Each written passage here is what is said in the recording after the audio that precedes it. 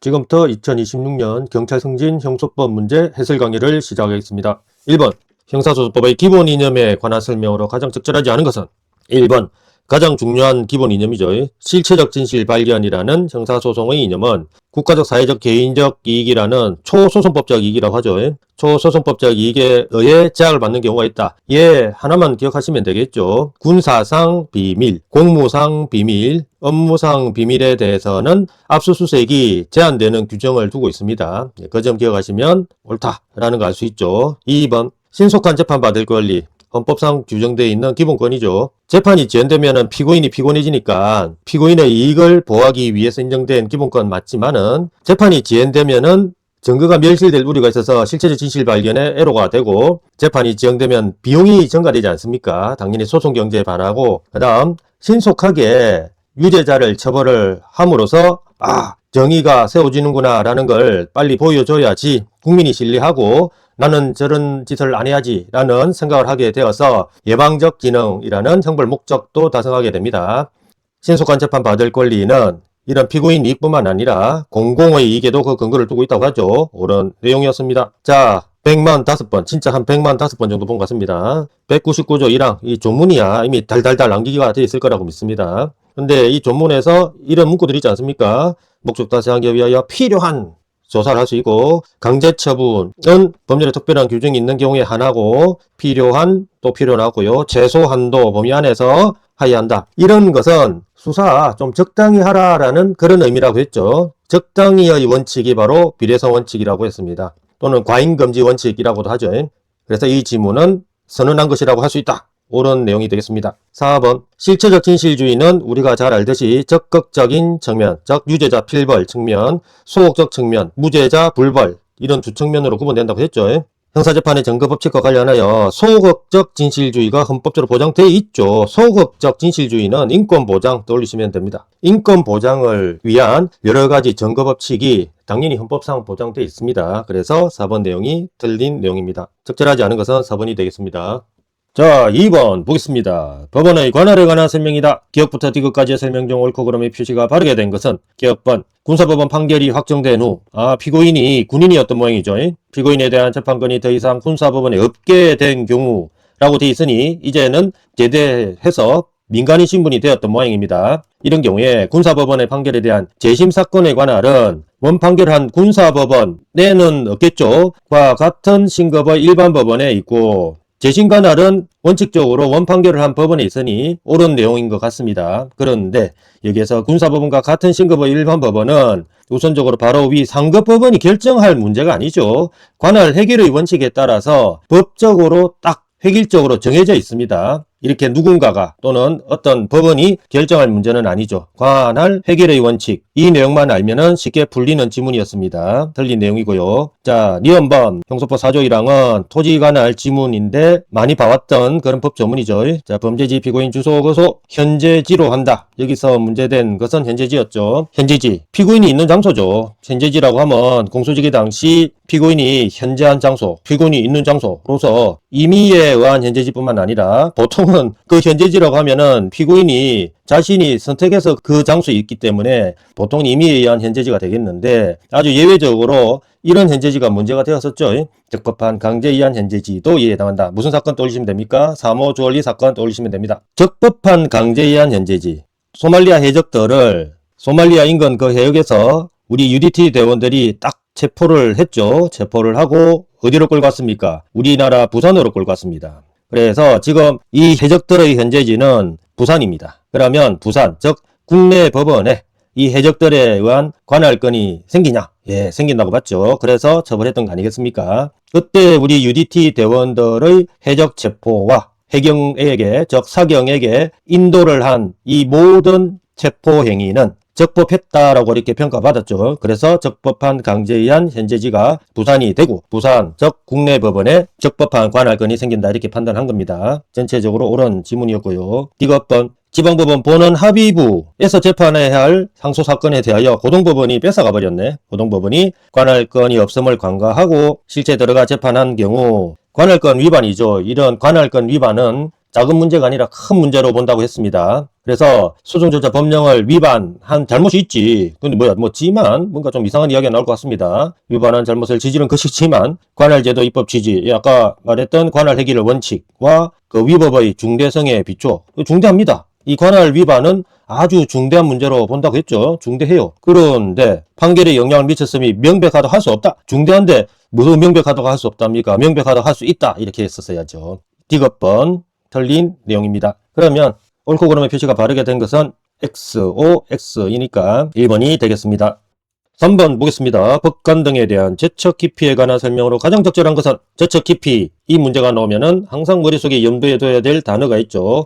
공정한 재판입니다. 자, 보겠습니다. 1번 18조 1항 2호의 불공평한 재판할 염려가 있는데라 하면 법관과 사건과의 관계상 불공평한 재판을 할 것이라는 의혹을 갖는 것이 실제 시험장에서는 이런 거 쳐 다 읽고 앉아있으면 안 되겠죠. 바로 핵심으로 가야 됩니다. 합리적 형소법에서 참 아름답게 생각되는 단어 중에 하나죠. 고정 레파토리입니다. 합리적이라고 인정할 만한 역시 아름다운 단어, 객관적인 사정이 있는 때를 말하는 것이므로 형소법에서 언제 주관적이면 족하다 이런 표현이 있습니까? 거의 없죠. 합리적, 객관적. 형소법에서는 어떤 문장을 아름답게 만들어주는, 즉 어떤 문장을 옳다라고 만들어주는 그런 단어들이다 이렇게 생각하시면 됩니다. 근데 여기까지는 맞는 말이고 재판부가 당사자의 증거 신청을 채택하지 아니하였다는 사정, 이게 객관적입니까? 주관적입니까? 이거는 주관적이죠. 왜냐하면 증거 신청 채택 여부는 누구 마음대로? 판사 마음대로 하겠습니다. 재량이죠. 판사가 어떤 증거 신청을 채택할지 말지는 판사의 거의 무한 재량이 있기 때문에 이런 사정은 주관적 사정이다. 즉 객관적 사정이라고 볼 수 없다. 합리적 사정이라고 볼 수 없다. 이렇게 이제 판단한 겁니다. 따라서 이런 사정만으로도 재판의 공평을 기대하기 어려운 객관적인 사유가 된다라는 표현은 틀린 것이 되겠죠. 2번. 자, 이런 조문도 많이 봤었습니다. 법관이 피고인 피해자의 친족 또는 친족 관계가 있었던 자일 때는 당연히 공정한 재판을 기대하기가 어렵겠죠. 어떤 인간은 정적인 존재이기 때문에 그렇습니다. 당연히 이럴 때는 직무집행에서 제척된다는 형소법 17조 2호 규정은 통력인에게도 준용이 되었었죠. 통력도 잘못해버리면 그 재판의 공정성을 유지하기 어렵다 이런 판단하에서 준용 규정을 뒀는데 통력인이 실제 사안에서는 피해자의 사실혼 배우자였대. 사실혼 배우자. 배우자였다면 당연히 친족이었을 건데 사실혼입니다. 사실혼은 우리 대법원에서 친족 취급을 안 하죠. 왜냐하면 친족 여부 판단할 때는 우리 대법원은 초지일관 법적으로만 판단합니다. 이렇게 사실적으로는 판단하지 않기 때문에 사실혼 배우자는 친족관계가 아니다라고 봐서 이런 경우에 친족관계가 아니니까 제척 사유가 없다 이렇게 판시를 했죠. 그래서 이것도 틀린 내용이었습니다. 3번 기피 신청 받은 법관이 기피 신청 받으면 당연히 소송 절차를 정지해야죠. 근데 개겼어. 아는 채 그대로 소송 진행. 와, 이거 하드 개김, 소프트 개김. 그렇죠. 베리 하드한 개김입니다. 용서받지 못하죠. 아니, 공정한 재판을 위해서 기피 신청 받은 법관은 반드시 정지하도록 법에 떡하게 규정되어 있는데 그냥 개겨버리네. 용서받지 못합니다. 어떻게 용서받지 못합니까? 그렇죠. 야 임마 네가 한 모든 소송 행위는 무효야. 요렇게 그냥 판단을 해버리죠. 효력이 없습니다. 그러니까 이렇게 하단 개기면은 이렇게 강력한 응징 효과가 있습니다. 그만 냅뒀으면은 결국은 기피 신청에 대한 기각 결정이 될 것 아닙니까? 가만 냅뒀으면은 뭐 그냥 자기가 계속 재판을 진행할 수 있었는데 그거 못 참고 이렇게 하단 개김을 해버리니 당연히 모든 소송 행위의 효력을 무효화시키죠. 그래서 기각 결정이 나중에 확정되었다 하더라도 역시 마찬가지입니다. 왜 준엄한 법을 따르지 않았냐? 이제 그런 의미가 담겨져 있죠. 옳은 내용이었습니다. 자, 4번 약식명령을 한 판사. 이게 키워드죠. 약식명령은 1심이죠. 그 정치재판 절차의 항소심 판결에 관여. 만약에 약식명령 한 판사가 정치재판에 관여했다면 같은 1심이니까 동심 취급받는데 항소심 판결에 관여하면 이 1심은 전심 되겠죠. 이전심이 됩니다. 관여한 것은 17조 7호 법관의 사건에 관하여 그렇죠. 전심에 해당되니까 전심재판 그 기초되는 조사심리에 관여한 때 해당하지 않으므로 해당하죠. 제척 원인이 됩니다. 이런 경우는. 그래서 틀린 내용이었습니다. 가장 적절한 것은 3번이네요. 자, 4번 보겠습니다. 변호인에 관한 설명으로 가장 적절한 것은 1번 필요적 변호 사건에 해당하는 사건에서 1심의 공판 절차가 변호인 없이 이루어진 경우 1심이 큰 실수했죠. 작은 실수 아닙니다. 이렇게 큰 실수를 했는데 항소심은 골 때리는 표현이 나옵니다. 얘를 각하, 1심을 각하한다 이 말인 것 같은데 아니 1심을 파기도 아니고 각하 이런 말은 있을 수가 없죠. 어떤 신청을 각하한다 이런 말은 가능하지만은 1심 판결을 각하한다 이런 말은 성립 불가능입니다. 이런 표현만 보고 내용 몰라도 충분히 틀렸다라고 체크할 수 있는 지문이었죠. 그래도 공부를 위해서 내용을 살펴보면, 자, 1심에서 변호인 없이 공판 절차를 진행을 했겠죠. 그러면 공판 절차는 완전히 무효로 보고 항소심은 새로 소송 행위를 하고 다시 판결합니다. 다시 판결해야지 무슨 각하 이런 말은 없죠. 2번 필요적 국선 변호인 선정 사유 중에 우리가 잘 알고 있는 사유가 이거죠. 피고인이 구속된 때 당연히 국선 변호인을 필요적으로 선정해줘야 되는데, 이 해석과 관련해서 최근에 판례가 변경되었죠. 변경정 판례는 당해 사건, 즉 해당 사건에서 구속되어야지만 필요적 국선 변호인 선정 사유로 인정했는데, 이제 변경된 판례에서는 아니다. 인권 보장 차원에서 해당 사건에서 구속된 경우뿐만 아니라 이미 별건으로 구속되어 있는 피고인에 대해서도 야, 국선 변호인 필요적으로 선정해줘 라는 취지로 변경이 되었죠. 그 내용만 알면은 충분히 풀 수 있는 그런 지문입니다. 자, 구속된 때라고 하면 피고인이 해당 사건, 해당 형사사건에서 구속되어 재판받고 있는 경우에 한정된다고 볼 수 없고 라고 이렇게 변경이 되었다고 했죠.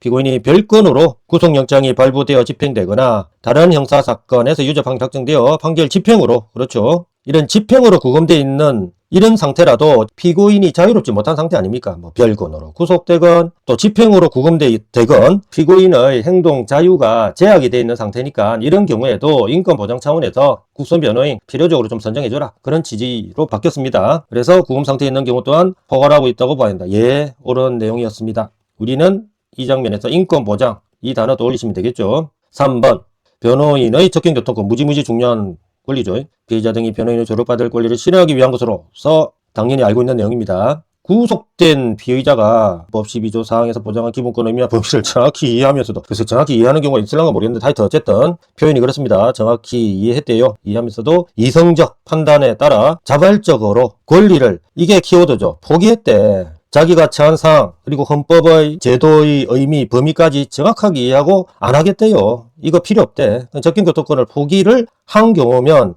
강제는 못하죠. 오히려 강제하는 게 더 인권 침해일 것 같은데, 나 변호인 얼굴 보기 싫다 라고 하면서 그 권리를 포기했다는데 어쩔거라. 강제로 막 그냥 보기 싫다는데 얼굴 면전에다가 변호인을 갖다가 모셔다 드릴까요? 그럴 수는 없죠. 이렇게 포기를 한 경우에는 피의자 의사에 반하여, 그렇죠. 피의자 의사가 제일 중요합니다. 반하여 변호인 접견이 강제될 수는 없죠. 어떻게 강제를 시킵니까? 오히려 강제하는 것이 인권 침해입니다. 틀린 내용이었습니다. 4번. 자, 필요적 변호 사건에서 항소 부분이, 자, 요게 키워드예요. 피고인과 국선 변호인에게 소송 기록 접수 통지를 했잖아. 그죠? 뭐 국선 변호인한테만 한 게 아니고 피고인에게도 한 겁니다. 근데 피고인과 국선 변호인 항소기소 제출하지 않고 있는 사이에 항소기소 제출 기간 내에 피고인이 자기 의지로 사선 변호인을 선임을 했답니다. 그러면 상식적으로 피고인이 소송 기록 접수 통지를 받았잖아요. 받았으니까 사선 변호인 선정할 때 사선 변호인아, 나 이전에 국선 변호인 있을 때 이거 받았다 알려줘야지. 그죠? 상식적으로 판단하시면 됩니다. 사선 변호인을 선임함에 따라 항소법원이 직권으로 당연히 기존 국선 변호인 선정 결정을 취소하겠지. 취소했다면 항소법원은 피고인이 소송 지연 등을 위하여 새로 변호인을 선임하였다는 등의 특별한 사정이 없는 한 새로 선임된 사선 변호인에게 소송 기록 통지를 할 의무가 없죠. 없습니다. 왜냐하면 애시당초에 소송 기록 접수 통지를 피고인한테도 해줬기 때문에 굳이 새롭게 선임된 사선 변호인한테 할 필요가 없죠. 오히려 절차만 지연될 뿐이죠. 시간 낭비입니다. 이 지문도 틀린 내용입니다. 가장 적절한 것은 2번이네요.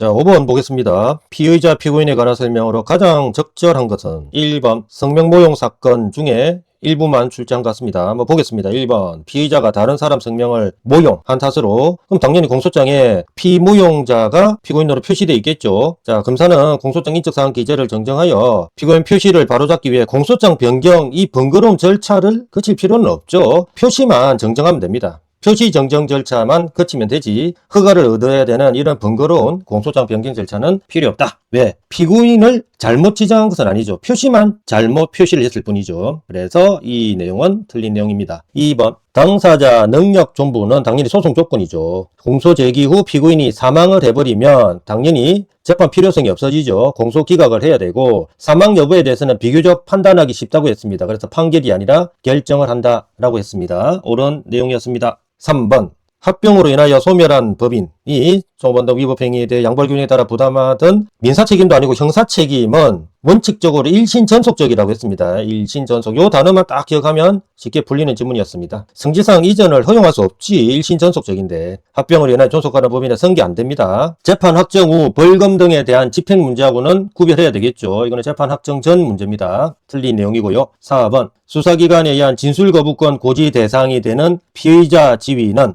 형식을 기준으로 하던가요? 실질을 기준으로 하던가요? 형식이 아니죠. 이런 형식적인 사건 수리 절차. 이걸 기준으로 하지 않고 실질을 기준으로 해서 실질적으로 수사 개시가 되면 이제 그 상대방을 피의자 취급해줘라. 그래서 뭐 해줘라? 요거 해줘라 이거죠. 진술거부권 고지해줘라. 라는 내용을 이미 잘 알고 있습니다. 그래서 이 내용은 인정되지 않는다 라고 돼 있으니까 틀린 내용이었고 가장 적절한 것은 2번입니다.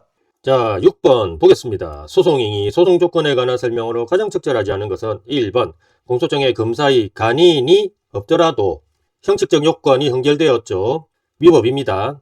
그 공소장의 형식과 내용이 연속된 것으로 일체성이 인정되고 왜 이런 어려운 말을 썼을까요? 이 정도의 흠은 하자 치유시켜주겠다 라는 후시딘 같은 연고 표현이죠. 자, 인정되고 또 동일한 검사가 작성했다고 인정되는 한 후시딘 연고 발라서 하자를 치유시켜주겠다. 이제 그런 의미입니다. 자, 그 공소장을 57조 2항에 위반되어 효력이 없는 서류라고 할 수 없다. 옳은 내용이고요. 제가 생각할 때는 이게 아주 중대한 하자, 큰 위법인 것 같은데 아마 절차 유지의 원칙을 고려해서 이렇게 판시를 하는 것 같습니다. 어쨌든 옳은 내용이었습니다. 자, 2번 송달 명의인이 체포 구속된 날 하필이면 소송기록 접수 통지서 등 송달 서류가 송달 명의인 종전조서에 송달되었다. 참 우연의 일치입니다. 송달의 효력 발생 여부는 체포 구속된 시각과 송달 시각 선우를 비교해야 되겠죠. 왜냐하면 체포 구속이 돼버리면 이 송달 명의는 지금 어디로 갔단 말입니까? 그렇죠. 구치소 등으로 끌려갔다. 이제 이런 말이죠. 그러니까 체포 구속된 이후에 송달이 됐다면은 이미 얘는 종전의 집에 없을 때입니다. 그래서 송달을 받지 못한 그런 상태이기 때문에 효력이 없다. 이렇게 이제 판단해야 되겠죠. 송달된 시각의 선우에 의하여 결정하되 옳은 내용이고요. 근데 만약에 선우 관계가 명백하지 않다면, 입증이 되지 않는다면 누구에게 유리하게? 그렇죠. 피고인에게 유리하게 송달 효력은 발생하지 않는 것으로, 즉 송달을 받지 못한 것으로 봐야 되겠죠. 옳은 내용이었습니다. 3번 법원은 검사가 공소 제기한 범위 내에서만 심판하여야 하죠. 불구분리 원칙상. 관할 위반 소송 요건 존부 등에 관하여도 공소장이 기재되지 않았거나 공소 변경이 없었다면 법원이 반드시 심판할 것은 아니다가 아니죠. 관할 위반 소송 요건은 직권조사사항입니다. 자, 이 관할 위반 소송 요건 존부가 문제된다면은 직권으로 조사를 해서 반드시 심판을 해야 되겠죠. 틀린 내용이었습니다. 4번 100만 2번 정도 본 그런 내용들입니다. 반의사 불벌죄에서 이런 의사표시, 우리는 뭐 처벌불허 의사라고 이렇게 알고 있습니다. 처벌불허 의사. 자, 1심 판결 선고 전까지 할 수 있는데 처벌불허 의사 표시의 뭐 부존재는 소극적 소송 조건으로서, 여기까지 맞는 편인데 직권조사사항에 해당하므로 여기도 맞고요. 당사자가 항소 이유로 주장하지 않았더라도 법원은 이를 직권으로 조사 판단하여야 한다. 예, 다 옳은 내용인 것 같습니다. 처벌불허 의사는 고소와 같이 소송 요건이니까 당연히 직권조사사항에 해당하는 거죠. 그래서 옳다. 이렇게 정리하시면 되겠습니다. 가장 적절하지 않은 것은 3번입니다. 자, 7번 보겠습니다. 수사에 관한 설명으로 가장 적절하지 않은 것은 수사상 임의 동행의 경우 적법화되기 위한 아름다운 표현들이 보일 겁니다. 100만 5번 정도 보신 지문입니다. 수사관이 동행에 앞서 상대방에게 동행을 거부할 수 있으면 알려줘야죠. 임의 동행이니까. 동행한 상대방이 언제든지 자유로이 일맥상통한 문구죠. 역시 적법으로 안내하는 아름다운 표현이었습니다.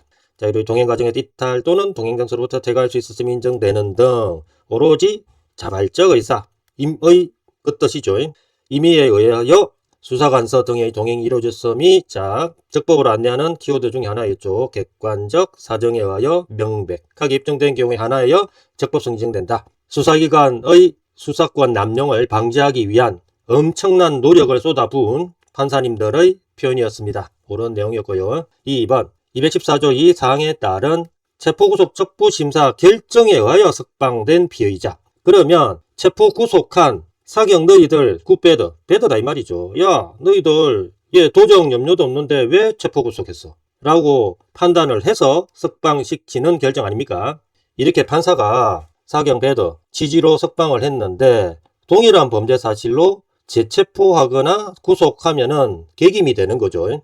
계기면은 큰 위법입니다. 동일한 범죄 사실로 이런 경우에 재체포 재구속할 수가 없고, 다만 도정 석방 결정 이후에 피의자가 이러한 배도한 짓을 하면은 이거는 당연히 명분이 있으니까 재체포 재구속할 수 있다라는 그런 취지의 주문이었습니다. 그래서 옳은 내용이었고, 3번 보증금 납입 조건부 석방 결정에 따라 석방되는 경우는 이번의 석방과는 결이 완전히 틀리죠. 이때 석방했을 때 사경 야 너희들 배드야 라는 취지입니까? 아니죠. 배드가 아니라 사경 너희들은 잘했어. 내가 얘 돈 받고 은혜를 좀 베풀어 주겠다 라는 그런 취지의 석방이었죠. 자, 이런 석방을 피의자 보석이라고 했습니다. 체포된 자에게는 인정되지 않고 구속된 자에게만 인정되는 아주 예외적인 그런 석방 제도였죠. 근데 이거는 사경이 배드다가 아니라 사경은 굿인데 내가 은혜를 베풀겠다 라는 취지로 석방한 경우니까 위에 2번하고는 재구속이죠. 체포는 해당 없으니까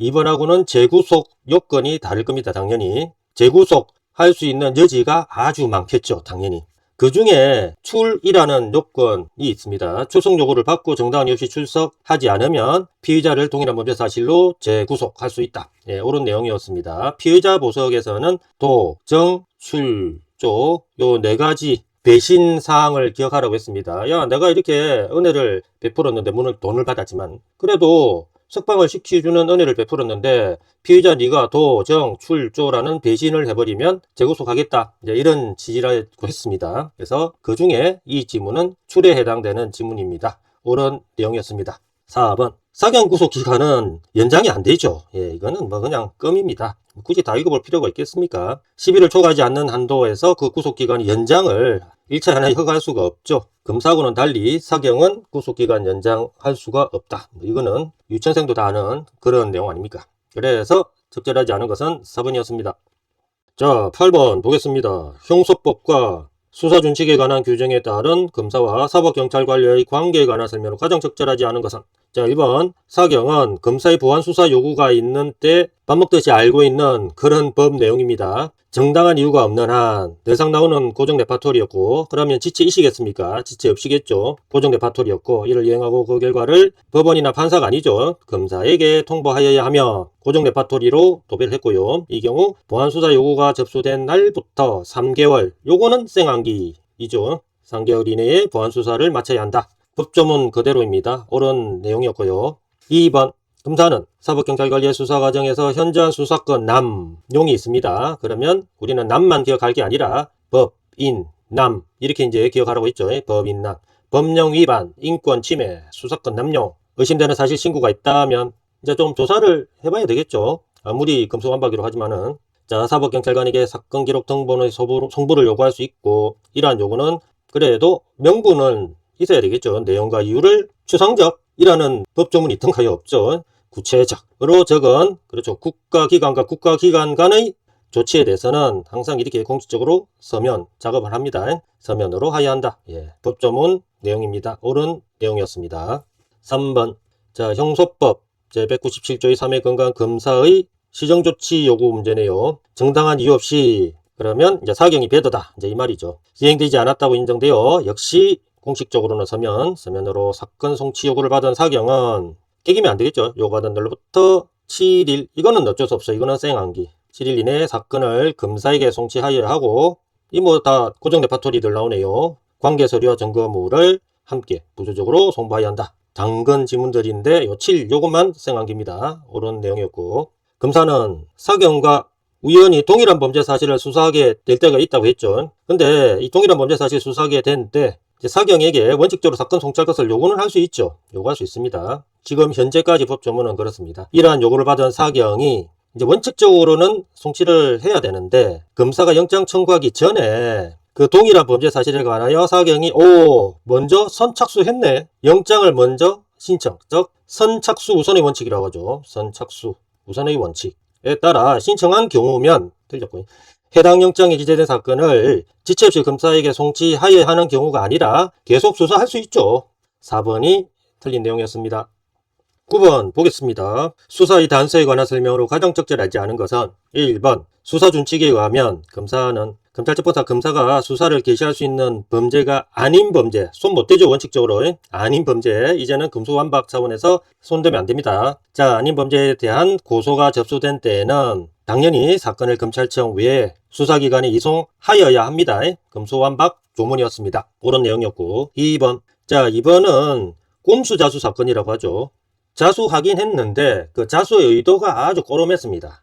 자기한테 적용되는 법조문, 좀 가벼운 법조문으로 적용받을 그런 꼼수로 무거운 행위를 했음에도 가벼운 행위만 했다라고 이렇게 자수를 한 경우였죠. 보겠습니다. 피해자가 수사기관에 뇌물수수 범죄 사실에 대한 자수서를 제출했네. 자발적으로 신고하였으나 그럼 자수 혜택 줘야 되는 거 아니야? 근데 알고 봤더니 이놈은 그 의도가 아주 그냥 꼬롬했습니다. 피해자 신문을 받으면서 수뢰액, 이 키워드죠. 수뢰액을 실제보다 적게 신고합니다. 아니 그래도 뭐 신고한 건 아닙니까? 자발적 신고했으니까 자수 혜택 줘야 되는 거 아닙니까? 수뢰액을 왜 적게 신고했습니까? 원래는 이 자식이 5천 받아 처먹었거든요. 그래서 5천짜리 특가법 조문이 적용될 놈인데 3천짜리 특가법 조문 적용받을 꼼수로 이런 짓을 한 거죠. 적게 신고 얼마? 3천이었습니다. 이를 초과하는 검언의 수수 사실을 부인. 2천은 입국 닫고 있었죠. 플러스하면 5천 이상인데 검언의 수수 사실을 부인함으로써 적용 법조와 법정형이 당연히 달라지죠. 이제 형법적으로는 수뢰액이 문제되지 않으나 특가법이 적용되면은 금액에 따라서 즉 351 시스템에 따라서 적용 법조하고 법정이 당연히 달라지게 되지 않습니까? 근데 이놈은 꼬롬하게 사실 5천짜리 적용 법조였는데 3천짜리 적용 법조 이 받아낼 셈으로 이런 짓을 했으니 너는 3천 부분에 대해서도 자수 혜택 안 주겠다 라는 그런 취지의 판례였습니다. 당연했던 판례였죠. 자수가 성립하지 않는다. 옳은 내용이었습니다. 3번 조세범 처벌법에 의한 고발, 이거 국세청장 세무서장이 할 수 있도록 돼 있는데 근데 뭐 세무서장 등 이렇게 하십시다. 이 세무서장은 공소 전문가가 아니죠. 공소 전문가 아닙니다. 그러니 이 고발을 하는 그 고발장의 특정 정도와 공소 전문가, 검사죠. 공소 전문가인 검사가 작성하는 이 공소장의 특정 정도를 같게 보면 되겠습니까? 상식적으로. 자, 이 판례 역시 우리 수험생들이 공부할 때는 양염소 법칙을 적용하면 됩니다. 공소장량, 고발장 염소 다르죠. 예, 다르게 본다. 이렇게 이제 기억하고 암기하면 되는 그런 판례였습니다. 한번 보겠습니다. 고발은 동법이 정하는 어떠한 태양의 달이 아니라서 다행입니다. 예, 어떠한 태양의 범죄인지를 판명할 수 있을 정도의 사실을 일형 확정할 수 있을 정도로 표시하는 것으로 충분하고 이래야죠. 공소장하고는 다르지 않습니까? 고발장이니까. 반드시 그 검사가 작성하는 공소장 지지 요건과 동일한 범죄 일시 장소 표시 어떻게 합니까? 이 얘들 그 비전문가인데 사건의 동일성을 특정할 수 있을 정도로 표시할 필요는 없습니다. 그래서 3번이 틀린 내용이었습니다. 양 염소였죠. 4번 자 변사자 또는 변사의 의심이 있는 사체, 뭐 변사체라고 하죠. 변사체가 있는 때에는 자 검시의 주체는 당연히 이 지방검찰청 검사입니다. 조문상 검사가 검시하여야 하되 그런데 수사 준칙 규정에 의하면 검사 사경은 변사자를 검시한 사건에 대하여 변사자 검시도 이제 수사 단서죠. 그래서 이제 거의 수사권을 확장해서 받은 이 사경하고 의논하라. 이제 그런 취지의 법조문입니다. 사건 종결 전에 수사할 사항 등에 관하여 상호 의견을 제시 교환하여야 한다. 참 아름다운 표현이죠. 이런 표현 나오면은 거의 틀릴 일이 없습니다. 이런 아름다운 표현을 쓰고도 틀렸다? 극히 그 확률이 희박합니다. 그래서 옳은 내용이었습니다. 그러면 적절하지 않은 것은 3번이죠. 10번 보겠습니다. 고소 또는 고소 불가분의 원칙에 관한 설명으로 가장 적절한 것은 1번 고소권은 일신전속적 권리이죠. 원칙적으로는 따라서 피해자가 이를 행사하는 것이 원칙이므로 옳습니다. 다만 피해자의 법정 대리인 이 문구를 보는 순간 우리는 피해자 어떤 자라고 대입해서 이해를 합니까? 그렇죠. 성범죄에 당한 애들 대입해서 이해하면은 피해자 법정 대리인 문제는 거의 다 풀린다고 했습니다. 자, 성범죄 당한 애들이 고소를 할 수가 없죠. 그래서 그 애들의 엄마 아빠인 법정 대리인으로 하여금 독립하여 고소권 행사할 수 있도록 했었어야죠. 당연히. 근데 뭐야? 행사할 수 없다? 있다 라고 해야죠. 틀린 내용이었습니다. 2번 반의사 불벌죄에서 처벌을 희망하지 않는 의사표시나 처벌을 희망하는 의사표시의 철회를 우리는 처벌 불응 의사라고 불렀죠. 근데 처벌 불응 의사에 대해서 친고죄의 고소의 주관적 불가 원칙 적용되던가요? 적용 안 되었었죠. 왜냐? 조문에 고소라고 규정되어 있지 처벌 불응 의사라고 규정되어 있지 않기 때문입니다. 즉 고소가 양이고 처벌 불응 의사는 염소였던 거죠. 양염소 법칙을 적용해서 처벌 부르는 의사에 대해서는 고소의 주관적 불가 원칙 적용되지 않는다라고 판시를 했었습니다. 근데 이 지문은 뭐야? 고소 불가 원칙을 규정한 형소법 243조가 준용된다? 틀린 내용이죠. 틀린 내용입니다. 자, 3번. 고소를 하면은 완전 또라이면 안 되죠. 어느 정도의 고소 능력이 있어야 합니다. 다만 우리 판례는 피해자, 즉 고소권자를 좀 더 보호하기 위해서 넓게 해석한다고 했습니다. 넓게. 그 넓게를 나타내는 표현이 바로 사실상입니다. 자, 그 뒤에 참 어려운 문구, 이해 안 되는 이런 문구를 갖다가 막 갈겨놨는데, 이거는 그 사실상을 뜻풀이한 겁니다. 피해를 받은 사실을 이해하고 고소에 따른 사회생활상 이해관계 알아차릴 수 있는, 이 정도 되면 사실상 의사능력 있다고 보고, 이 정도 능력이면은 고소 능력 있고 고소할 수 있다, 이렇게 봤던 겁니다. 그러면 사실상 이런 말을 왜 굳이 썼을까? 고소 능력은 민법상 행위 능력과는 다르다라는 것을 나타내기 위해서죠. 민법상 행위 능력으로 만약에 고소 능력을 해석을 해버리면 고소 능력이 너무 좁게 해석되죠. 따라서 고소권자의 보호가 너무나 미흡해집니다. 그래서 좀 넓게 해석하기 위해서 이런 쓸데없는 말을 갖다 붙인 겁니다. 어쨌든 대법원의 그런 고려니까 그렇게 이해해 주시면 될 것 같아요. 어쨌든 사실상 의사 능력으로 충분합니다. 예, 여기까지 놓고, 범행 당시 고소 능력이 없던 친고죄의 피해자, 어떤 피해자입니까? 예, 1번에 언급했던 성범죄 당한 애들, 그냥 대입하면 됩니다. 그 당시 성범죄는 대부분 친고죄였죠. 그래서 이런 문제가 제기됐던 겁니다. 고소 능력이 없던 친고죄 피해자, 그 애들이 그 당시에는 고소를 할 수 없죠. 근데 고소할 수 없는 그 시점부터 고소기간을 계산해버리면은 이 애들, 저 피해자한테 너무너무 불리하게 되죠. 그래서 이렇게 해석했던 겁니다. 그 후 비로소, 그렇죠, 고소능력이 생겼다면 그 고소기간은 고소능력이 생긴 때부터 계산해야지 애들을, 즉 피해자를 보호하는 해석이죠. 옳은 내용이었습니다. 자, 4번. 친고죄에 있어서 고소는 고소권 있는 자가 수사기관에 대하여 범죄사실 신고하고 범인의 처벌구, 이게 제일 중요한 핵심 요소라고 했습니다. 처벌을 구하는 의사표시로서 방식의 제한은 없었습니다. 서면, 구술 둘 다 할 수 있었고요. 피해자로부터 고소를 위임받은 대리인은 구술에 의한 방식으로는 고소 제기할 수 없다? 틀렸죠. 아니, 피해자로부터 위임을 받았지 않습니까? 위임을 받았다라는 것은 그 고소의 방식에 대해서도 다 위임받았다라는 의미라고 했습니다. 그래서 이 위임받은 대리인은 얼마든지 구술로도 고소가 가능합니다. 그래서 틀린 내용이었습니다. 그러면 적절한 것은 3번이네요. 자, 11번 보겠습니다. 함정수사에 관한 설명으로 가장 적절한 것은, 함정수사 문제는 원샷 원킬 지문이 대부분이라고 했습니다. 보겠습니다. 1번. 본래 범위를 가지지 않은 자였다면 굿맨이죠. 이러한 굿맨에 대하여 수사기관이 서술이나 계략 등을 써서 벌써 배도합니다. 범위를 유발, 굿맨을 범위 유발케 하여 범죄를 하도록 했다면 배도하죠. 이런 배도한 짓을 하면은 위법적법, 당연히 위법이라고 알고 있습니다. 이러한 함정수사에 기한 공소제기는 위법이니까 아예 재판 자체를 하지 않겠다라는 의미로 절차가 법률 규정에 위반하여 무효인데 해당하므로 공기판 선고한다고 했습니다. 327조 2호가 근거 조문이었습니다. 옳은 내용이었습니다.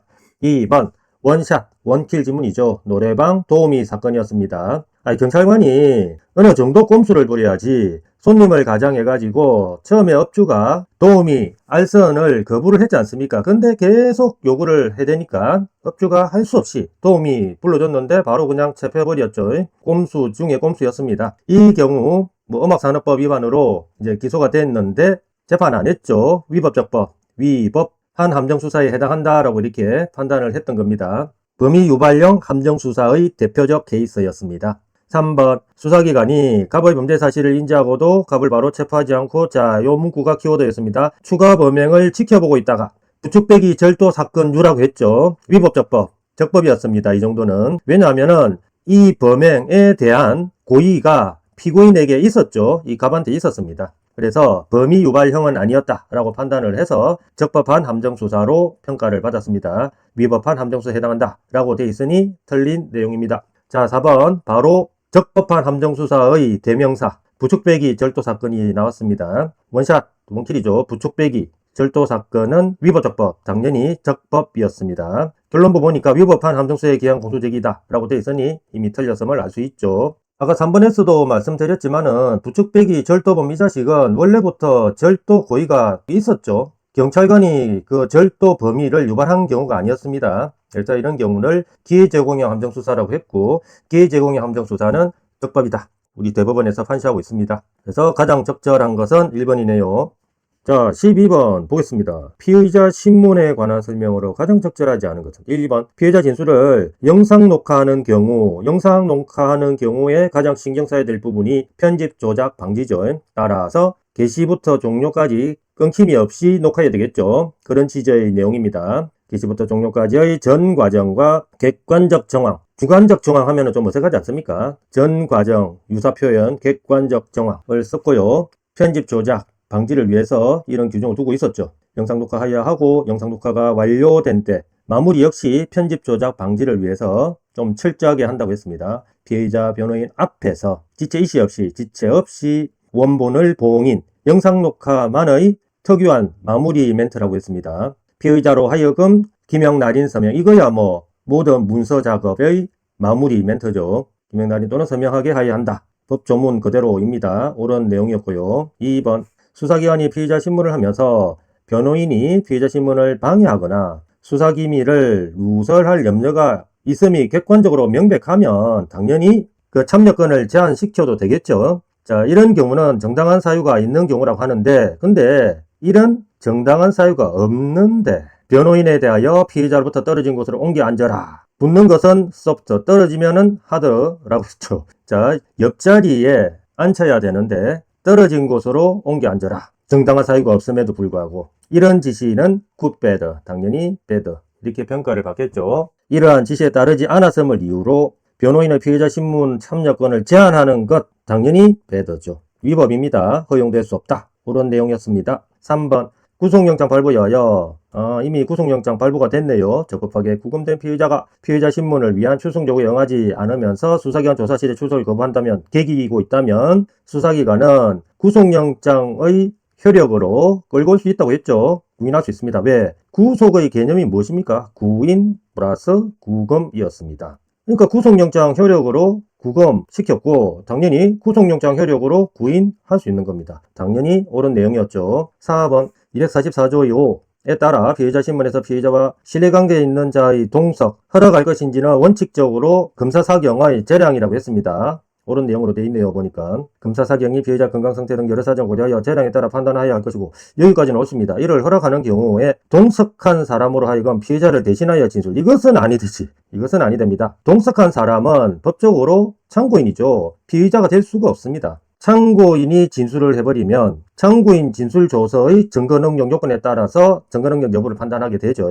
피의자가 진술하면은 피의자 신문 증거능력 요건에 따라서 증거능력 여부를 판단하게 되는 것이고 그 증거능력 판단 기준이 틀립니다. 피의자를 양이라고 체크한다면 참고인은 염소에 해당되죠. 이 두 사람은 다르니까 동석한 사람, 즉 참고인의 진술을 피의자 진술로 볼 수가 없습니다. 그래서 피의자를 대신하여 진술하도록 할 수가 없는 것입니다. 그래서 4번은 틀린 내용입니다. 가장 적절하지 않은 것은 4번이 되겠습니다.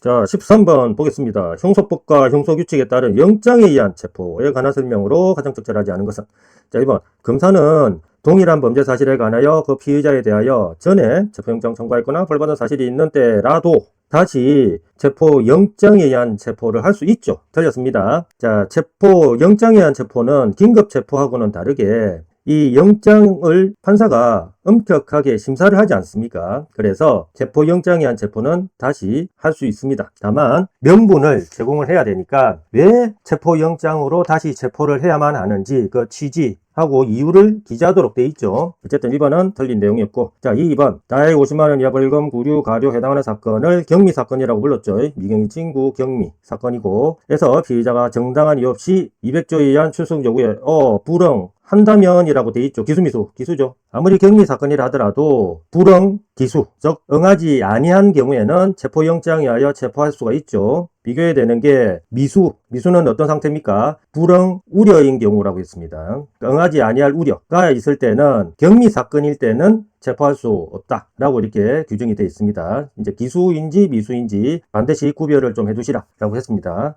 이 지문은 옳은 내용이었습니다. 3번 체포영장 청구는 그렇죠. 반드시 서면으로 하여야 하겠죠. 왜냐하면 체포는 신체의 자유를 제한하는 조치이기 때문에 형식적 확실성이 반드시 필요합니다. 반드시 서면으로 하여야 하고 옳습니다. 체포영장 청구에는 당연히 신체의 자유를 제한하는데 명분이 없으면 안 되겠죠. 강력한 명분, 체포 사유 필요를 인정할 수 있는 자료 제출해야 되겠죠. 옳은 내용이었습니다. 자, 4번. 사법경찰관리는 필요에 의하여 관할구역 외에서 체포영장 집행할 수 있죠. 또는 당의 관할구역의 사법경찰관리에게 집행을 좀 부탁업, 즉 촉탁도 할 수가 있습니다. 물론 형식적으로 관할을 그어두었지만은 그래도 수사의 효율성상 어떤 경우는 외에서 자신이 직접 들어가서 집행할 수 있도록 해야 되겠고, 어떤 경우는 또 사정상 들어갈 수 없는 부득이한 사정이 있을 수도 있잖아요. 그럴 때는 이제 동료 경찰관한테 촉탁할 수 있도록 규정을 해야죠. 수사의 효율성상. 다만 그래도 형식적으로 관할을 그어뒀는데 관할을 침범해서 또 관할 밖의 이런 동료들한테 부탁을 하는데 무단으로 매너 없이 하면 안 되겠죠. 그래서 관할 지검장에게 보고라는 매너는 지켜줘야 됩니다. 이 질문 역시 옳은 내용이었습니다.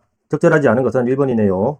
14번 보겠습니다. 현행범인 체포 또는 긴급체포에 관한 설명으로 가장 적절하지 않은 것은 1번 검사나 사법경찰관리가 아닌 자, 사인이죠. 사인도 현행범인을 영장 없이 체포할 수 있죠. 누구든지 현행범인은 체포할 수 있습니다. 체포된 현행범인을 사법경찰관리가 인도를 받은 때에는 체포자, 그 사인을 말하죠. 그 사인인 체포자의 성명, 주거라는 소환의 최소 정보를 확보를 해야 되겠죠. 왜냐하면 나중에 체포자를 소환할 필요성이 생길지 모르니까 이 두 가지 소환 최소 정보는 확보해야 될 겁니다. 그리고 현행범 체포의 위법, 적법 여부를 판단해야 되니까 명분, 즉 체포 사유도 물어봐야 될 겁니다. 옳은 내용이었습니다. 자, 2번 100만 2번 정도 본 지문입니다. 긴급체포 요건을 갖췄는지 여부는 체포 당시, 즉 행위시 상황 기초로 판단하여야 하고, 예거나 검사, 사경 등 수사죄 판단에는 당연히 상당한 재량 여지가 있다고 했죠. 이거 없으면 수사할 맛 안 난다고 했습니다. 다만 긴급체포 당시 상황을 보아 요건 충족 여부에 관한 검사, 사경 판단이 경험치기 비추어 현재의 합리성을 잃은 경우, 그냥 합리성을 잃은 경우도 아니고 현재의 합리성을 잃었대. 거의 99.99% 위법이죠. 이 키워드 딱 보고 실전 시험장에서는 바로 위법 체크하고 다른 질문 읽어 나가야 됩니다. 마무리. 그 긴급체포는 그렇죠. 위법한 체포로 평가할 수 있을 뿐이다. 옳은 내용이었습니다. 자, 3번 원샷. 원킬 지문이죠. 그 유명한 범퍼 파손 사건이었습니다. 자, 범퍼 파손 사건은 현행범 사건입니까? 준현행범 사건입니까? 이미 암기가 되어 있죠. 준현행범 사건입니다. 이렇게 그냥 원샷, 원킬하고 이 지문의 옳음, 그름을 체크해버리면 충분합니다. 하지만 공부를 위해서 분석을 해보죠. 교통사고 발생한 지점과 갑을 체포한 지점이 거리상 약 1km 떨어져 있었대요. 범행 중입니까? 아니죠. 범행 직후? 라고도 할 수 없죠. 1km 떨어져 있고 또 시간상 10분 정도 차이가 있으며 라고 했습니다. 결국 이 문구로 얘는 범행 중도 아니고 직후도 아니었다. 그러니까 현행범은 될 수 없는 조건이었습니다. 경찰관들이 갑의 차량을 사고 현장에서 추적하여 따라간 것은 아니고 순찰 중 경찰서로부터 무전 연락받고 도주차량 용의자를 수색하다가 운전석 병포등 파손 상태로 보아 그 교통사고의 차량으로 인정되는 차량에서 내리는 갑을 발견한 경우 현행범인은 아니죠. 만약에 현장에서 추적하여 따라갔다면 현행범인이 될 가능성도 있죠. 그렇지만 그런 경우가 아니다 보니까 현행범인은 아니고, 자, 이 차량은 범죄에 사용된 차량이죠. 물건입니다. 물건에서 내리고 있었으니까 이 경우는 갑이 그 물건을 소지하고 있었다 이렇게 평가했죠. 물소라는 준현행범 조건에 부합하는 경우였습니다. 211조 2항의 2호였죠. 두 번째 준행범 조건의 경우였습니다. 그래서 틀린 내용입니다. 4번 신고를 받고 출동한 경찰관이 갑이 음주운전을 종료한 후 40분이네. 40분 미만도 아니야. 40분 이상이라고 되어 있습니다. 이미 이 문구로 알 수 있습니다. 중도 아니고 직후도 아니다라는 것을 알 수 있죠. 자, 이상 경과 시점에서 길가에 앉아있던 갑, 차량을 소지한 경우도 아니었네요. 그냥 앉아있습니다. 술 냄새가 난다는 점만 2% 부족한 표현이죠. 적법이 되기에는 점만 있으면 되겠습니까? 다른 것도 있어야죠. 점만을 근거로 음주운전의 현행범으로 체포한 경우 이미 현행범이 되지 못하는 요건이었습니다. 갑이 방금 음주운전을 실행한 범인이라는 점에 대한 재정이 명백하다고 할 수 없죠. 명필비 중에 첫 번째 요건, 그 명백성 문구죠. 명백하다고 할 수 없는 상태에서 이루어진 것으로서 적법한 공무집행이라고 볼 수가 없죠. 이미 40분 이상에서 결론은 나와 있었습니다. 옳은 내용입니다. 적절하지 않은 것은 3번이네요. 자, 15번 보겠습니다. 구속에 관한 설명으로 가장 적절하지 않은 것은 1번. 구속영장을 집행하면은 피의자에게 반드시 이를 제시해야 되죠. 당근 지문입니다. 그 사본도 교부해야 되죠. 교부하여야 하나, 다 알고 있는 지문이었고. 근데 만약에 그 구속영장을 소지하지 않은 경우라면 제시가 불가능하니까 구속영장 집행도 불가능하겠죠. 하지만 이 급속이라는 예외로 안내하는 문구가 있으면은 예외적으로 뭔가가 될 수 있다, 그죠? 그 내용을 보겠습니다. 급속을 요하는 때라면 뭔가 예외가 이루어지겠지. 피해자에 대하여 이 두 가지를 알리고 피해사실 요지, 그다음 영장 발부되었음, 이 최소한 매너를 지키는 거죠. 이 두 가지 정도는 알려주고 급속이니까 예외적으로 할 수 있대요. 집행할 수 있고 하지만 사후 절차를 아주 철저하게 지켜야 되겠죠. 집행 완료 후에는 신속히 예상 나오는 레파토리고 정상 절차를 밟아야 된다라는 취지의 법조문이 있었습니다. 옳은 내용이었습니다. 2번 문자 동칠 지문입니다. 구금장소 임의적 변경 사건이라고 하죠. 좀 긴데 결론은 간단하게 정리가 돼 있죠. 위법입니다. 구금장소를 임의적으로 변경을 해버리면은 그 해당 피의자가 불가능하겠죠. 그래서 이거는 거의 얄짤없이 우리 대법원에서 그냥 위법한 조치다라고 옛날부터 인정했던 그런 내용입니다. 내용 한번 살펴보죠. 구속영장이나 피해자를 구금할 수 있는 장소로 특정 경찰서 유치장이라고 떡하게 기재되어 있지 않습니까? 양이라고 기재되어 있는데 아무리 찾아도 그 피의자가 안 보입니다. 알아보니까 그 피의자는 염소라는 국가안기부 청사에 있었답니다. 제대로 된 방어, 제대로 된 접경교통이 이루어졌겠습니까? 안 이루어졌겠죠. 그래서 우리 대법원에서는 그 얄짤없이 이렇게 판단합니다. 결과적으로 옳은 지문이었습니다. 3번 구속영장 발부 여부를 결정하기 위한 피의자 신문 절차, 영장실질심사 절차죠.는 구속 여부 판단하는 데 필요한 사항에 하나여 신속, 간결, 그 어떤 문장을 거의 옳은 것으로 만들어주는 그냥 맞는 치트키죠. 신속, 간결하게 이루어져야 하므로 옳습니다. 구속 전 피의자 신문 절차에서 구속영장을 청구받은 판사가 당일 신문을 종결하는 것이 추천하는 바이죠. 왜냐하면은 당일 신문을 종결하지 않으면은 그 해당 피의자는 계속 구금된 상태가 장기화돼 버리니까 피해자에게는 엄청나게 불리하게 되는 겁니다. 그래서 웬간하면은 당일 종결이 추천하는 바입니다. 그런데 이 판사는 당일 종결하지 않았네. 신문기일을 한 번 더 연다. 라고 이렇게 선언해버린 겁니다. 그래서 이렇게 한 번 더 열어버리면 아까도 말했지만은 당연히 신문 절차가 지연되죠. 그리고 당연히 피의자 신체 자유가 장기간 더 제한되지. 그리고 당연히 실질적으로 영장 없이 구금된 거하고 마찬가지 아닙니까? 불법 구금에 해당할 수도 있습니다. 근데 해당한다고 보일 정도 이런 것이 아니라라고 돼 있습니다. 그 정도의 이런 것이 아니라면, 이 정도의 이런 것이라면 당연히 위법이고, 이 정도의 이런 것이 아니라면 막 불가피하게 부득이하게 항상 그런 예외가 따르지 않습니까? 그런 예외적인 경우라면 그런 뜻이죠. 위법이 아니라면 당연히 적법이지 뭐. 아니라면 신문기일 그 속행한 사정만으로 구속영장 적법성과 효력에 영향을 미친다고 볼 수 없다라고 해야죠. 요 아니라는 문구 때문에. 그래서 틀린 내용이었습니다. 4번 피해자에 대한 구속영장 제시와 집행이 발부 시로부터 정당한 사유 없이 게임 오버. 이 문구는 거의 99.9% 거의 100% 위법으로 안내하는 문구라고 했습니다. 시간 세이브하기에 가장 좋은 문구 중에 하나죠. 이게 정당한 사유 없이 그냥 위법입니다. 그래도 공부를 위해서 계속 읽어보면 시간이 지체되어 이루어졌다면 당연히 위법이지. 구속영장의 유효기간 내에 집행되었다 하더라도 핑계일 뿐 그 기간 동안의 체포 내지 구금 상태는 위법하다. 이미 정당한 사유 없이 해서 이렇게 답이 도출될 수 있죠. 옳은 내용이었습니다. 그러면 적절하지 않은 것은 3번이네요. 16번 체포구속접부 심사제도에 관한 설명으로 가장 적절하지 않은 것은 1번 체포구속된 피의자의 고용주 역시 피의자의 석방에 밀접한 이해관계자일 수 있습니다. 왜냐하면 고용주 업무에 이 피의자가 필수 요원일 수 있지 않습니까? 그리고 피의자 입장에서도 나중에 석방된 이후에 이상복귀할 때 자금줄인 고용주에게 많은 도움을 요청할 수 있겠죠. 그래서 피의자의 고용주 역시 체포구속접부 심사 청구권자로서 규정을 하고 있습니다. 따라서 고용주는 체포구속접부 심사를 청구할 수 있다라는 내용은 옳은 내용이 되겠습니다.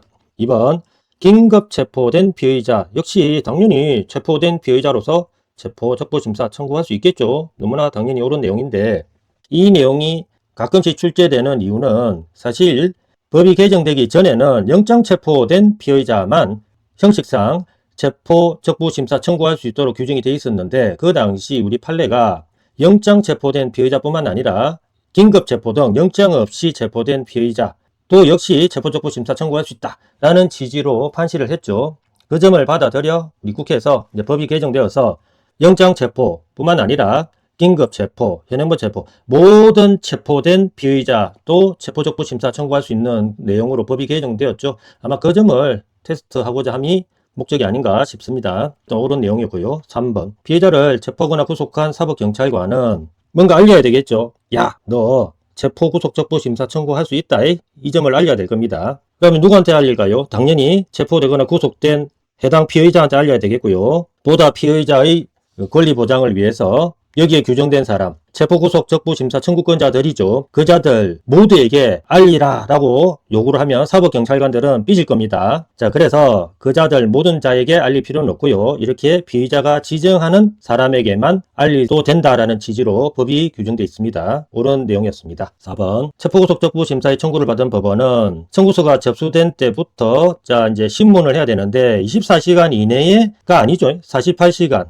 이내에 피의자를 신문하도록 규정이 돼 있죠. 그리고 그 뒤 내용은 너무나 당연한 내용들입니다. 당근 지문이라고 하죠. 수사관계 서류, 증거물 조사하여 청구가 이유 없다고 인정하는 경우에는 당연히 결정으로 기각, 이유 있다고 인정한 경우에는 체포 구속 그 자체가 위법이다 라고 인정한 경우니까 당연히 결정으로 체포구속된 피의자의 석방을 명하는 것이겠죠. 근데 여기서 페이크 숫자 요 24시가 어디에서 나와 있는지도 알면은 더 도움이 되겠습니다. 요 24시간은 신문 시작 시점으로서 알리는 그 숫자가 아니었고요. 자, 24시간은 결정기한을 알리는 숫자였죠. 신문이 종료된 때부터 24시간 이내에 결정을 하도록 규정이 되어 있습니다. 결정기한으로서 24시간이 규정되어 있다. 그 전까지 알면 더 도움이 되겠습니다. 적절하지 않은 것은 4번이죠.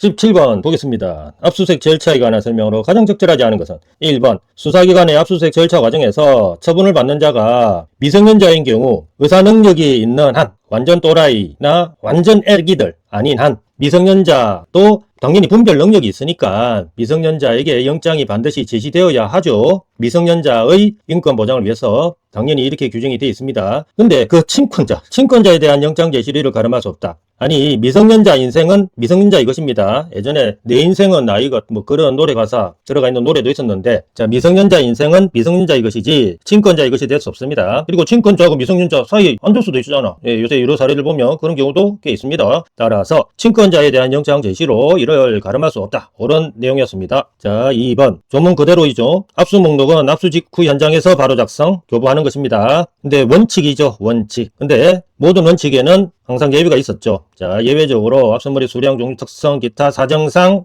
부득이하게 이렇게 압수 직후 현장에서 압수 목록을 작성 교부하지 않을 수 있는 그런 특수한 사정이 왜 없겠습니까? 있을 수 있죠. 다만 그런 사정이 있을 때는 이렇게 작성 교부하지 않을 수 있다라는 취지가 반드시 허가장인 영장에 명시가 되어 있어야 됩니다. 이게 명분이었죠. 영장에 명시가 딱 돼 있으면 그냥 그대로 하면은 엔간하면은 위법성을 면한다라고 했습니다. 아니 뭐 판사님께서 딱 이 허가장에 이렇게 명시를 해주셨는데 뭐 당연히 그런 특수한 경우에는 이런 작성 교부하지 않을 수도 있지 않겠습니까? 모든 압수수색은 기본적으로 영장을 통해서 이루어지니까 당연한 내용이었습니다. 당연히 이것도 당연한 소리를 중언부언식으로 또 서술해 주셨네. 위와 같은 특수한 사정이 아니 그럼 실제로 존재를 해야지 이런 예외적으로 작성 교부하지 않을 수 있겠죠. 당연한 소리를 해두었습니다. 존재하는 경우에는 압수영장을 집행한 후 일정한 기간이 경과 그러니까 직후 현장 바로 작성 아닌 그런 시점이죠. 기간이 경과한 그 시점에서 압수 목록을 작성 교부할 수도 있다. 결국은 압수수색은 누구 마음대로 왕인 판사 마음대로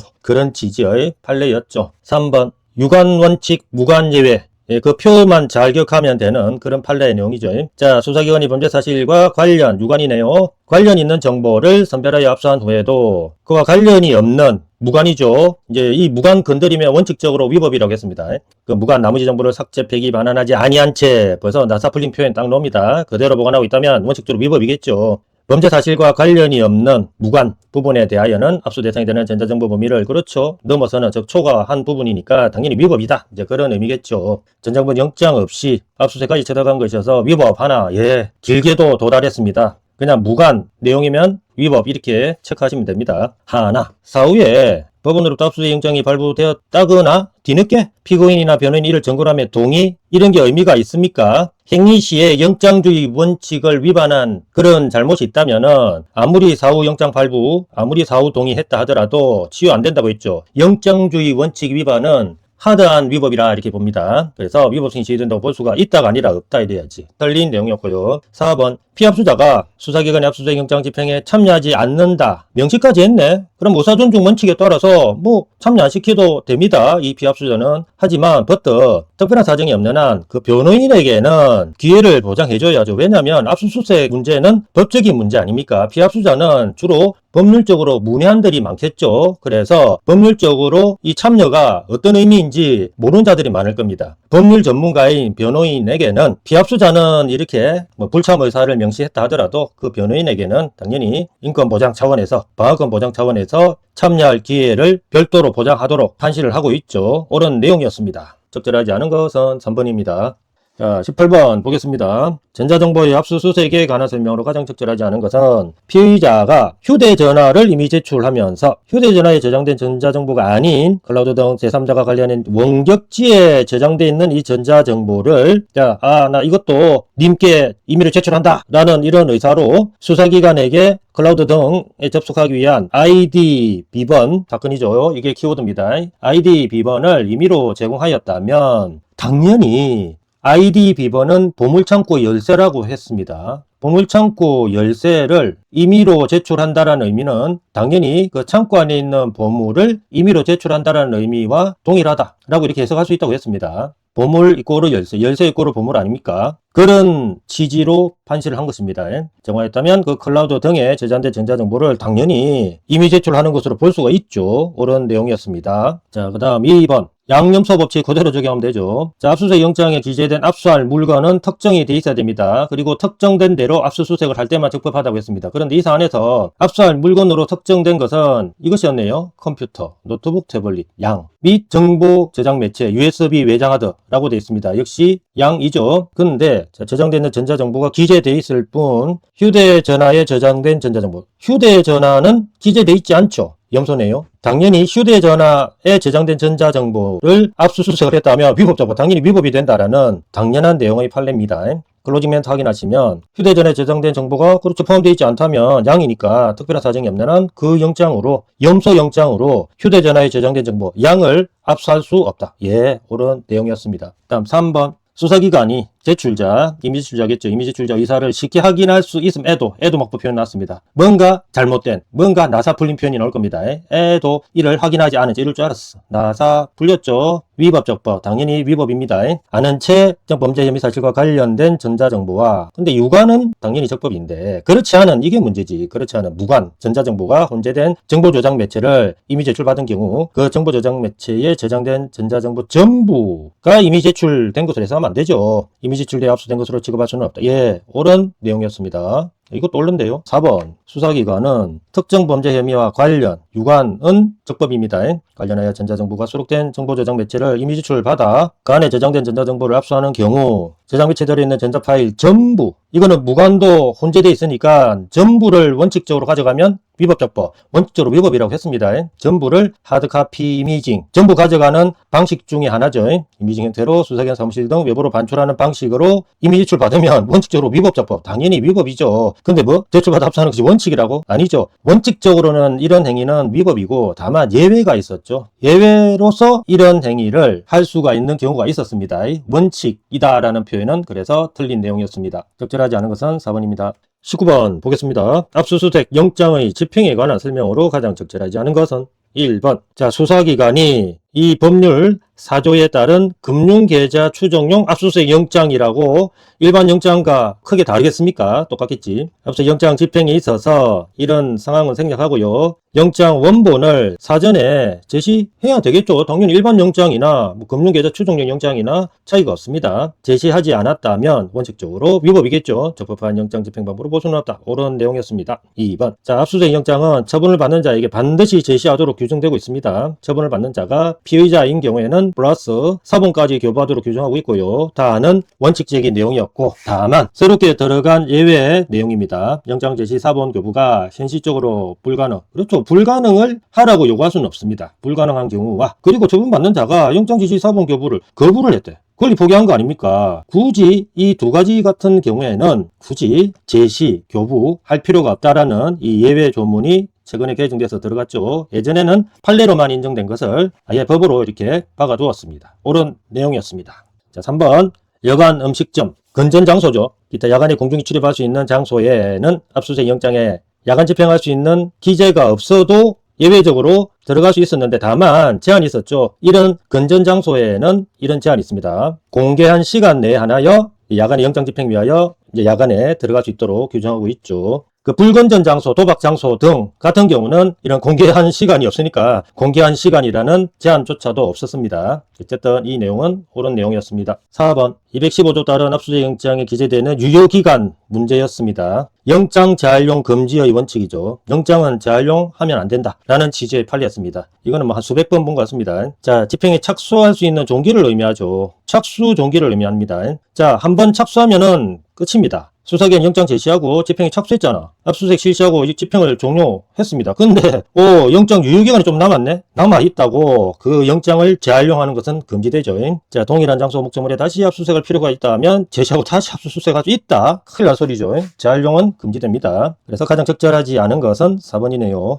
자, 20번 보겠습니다. 형소법과 수사 준칙에 관한 규정에 따른 경찰의 수사 종결에 관한 설명으로 옳은 것은 모두 몇 개인가? 자, 기억번. 사경은 범죄를 수사한 후 범죄 혐의가 있다고 인정되면 당연히 송치하겠지. 그죠? 당근 지문입니다. 인정되는 경우에는 지체 이시 없이, 당연히 지체 없이고요. 검사에게 사건을 송치하고 당근 지문들입니다. 그리고 당연히 문서를 보내야 되는데 이제 그 문서 중 하나가 송치 결정서죠. 근데 그 송치 결정서 안에 들어가 있는 이런 내용들을 굳이 암기할 필요는 없습니다. 고정 레파토리입니다. 이유와 범위를 적은 송치 결정서 등 관계서류 점검물은 예전에 봐왔던 계속되는 고정 레파토리였죠. 을 함께 송부하여야 한다 라고 규정되어 있습니다. 전체적으로 옳은 내용이었습니다. 니은번 사경은 범죄를 수사한 후 범죄 혐의가 있다고 인정되지 아니하니라고 되어 있네요. 그러면 불송치하는 경우겠죠. 당연히 불송치 이유를 명시한, 이것도 마찬가지. 당연히 불송치 결정을 하는 경우에도 검사에게 이런 서면을 송부해야 되는데 그게 불송치 결정서고 그 불송치 결정서 안에 있는 이런 내용들 굳이 양기할 필요가 없죠. 당연히 그 명분을 나타내줘야 되니까 이런 걸 갖다가 명시한 불송치 결정서 등을 또 다른 고정 레파토리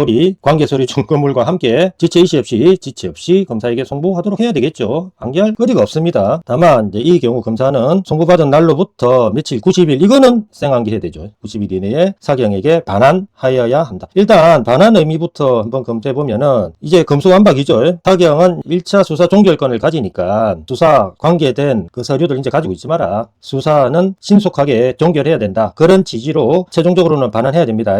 다만 1차 수사 종결권자인 사경들이 수사를 잘못할 경우가 있죠. 그래서 그 수사의 위법, 성 여부에 대해서 한번 검토를 해서 보안수사 요구 등등 약간의 통제 장치를 마련하기 위해서 90일 정도 검토 기간을 제시를 한 겁니다. 그래서 반환과 90일은 조화로운 문구들이다. 네, 이렇게 정리하시면 될 것 같아요. 전체적으로 옳은 내용이었습니다. 이것번 사경이 사건을 불송치하는 경우 사건을 검사에게 송치하지 아니하는 이런 거 외우면 안 되죠. 취지와 그 이유를 그러면은 안 밝힐까요? 밝혀야지. 취지 이유를 고소인 등 쭉 해가지고 에게 당연히 밝혀야지. 알려줘야 됩니다. 통지해야 합니다. 다만 아이고 이게 틀렸네. 불송치를 결정한 날이 기준이 아니라 검사에게 송부한 날을 기준으로 하고 있죠. 7일은 생암기 사안입니다. 그래서 D급번은 틀린 내용이었습니다. 리얼번 사경은 이런 중지 있잖아요. 중지 결국 수사 중지 결정을 하는 경우인데 위에 송치 결정, 불송치 결정하고는 좀 다르죠. 잠정적인 조치입니다. 잠정적. 그래서 송치, 불송치 할 때는 지체 없이 라는 문구하고 어울리고 중지 이거는 좀 잠정적, 약간 시간적으로 여유로움이 느껴지는 단어 아닙니까? 그래서 지체 없이라고 규정되어 있지 않고 7일 이내라고 규정되어 있죠.